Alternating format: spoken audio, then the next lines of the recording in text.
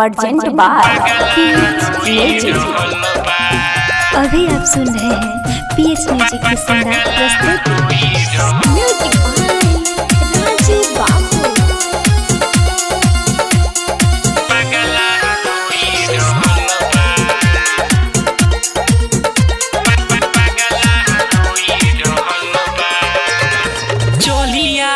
छोड़ के ससुरा चलिया हवा छोड़ के ससुरा चलिया हवा छोड़ के ससुरा दीवाना बोला रहल बा तोहरा याद में जान हो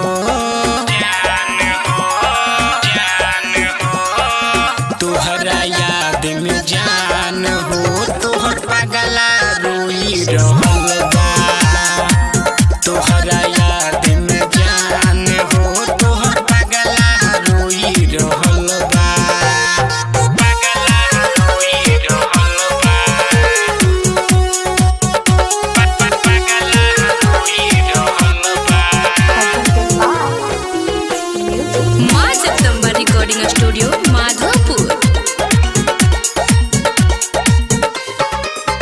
दिलवा के दिल से मिलल रहे ना हमरा पाता ओखिया सुसुक के रोवे मोर जाइब लागे बुझाता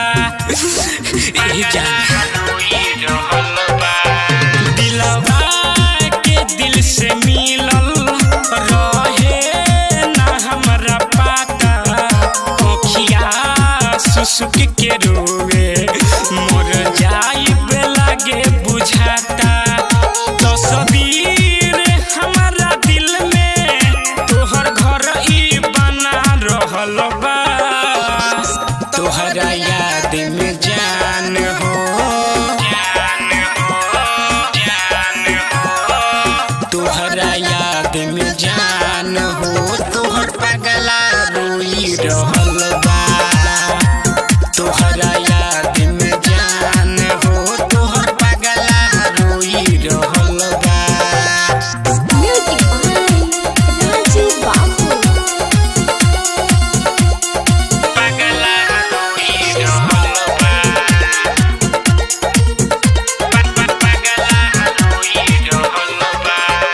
राइटर हुसैन कइले रहले उ हमके माना बाकी समझे न पहिले सबे आलम ई दीवाना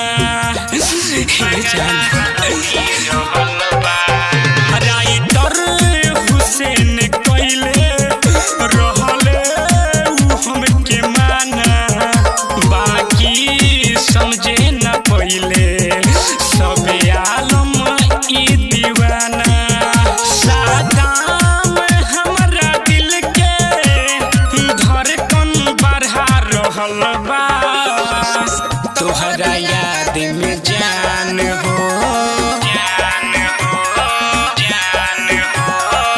तोहरा याद में जान हो तोहर पगला रोई रहल बा तोहरा याद में जान हो तोहर पगला रोई रहल बा चलिया हवा छोड़ के ससुरा चलिया हवा छोड़ के ससुरा दीवाना बोला रहल बा तोहरा याद में जान हो तोहरा याद में जान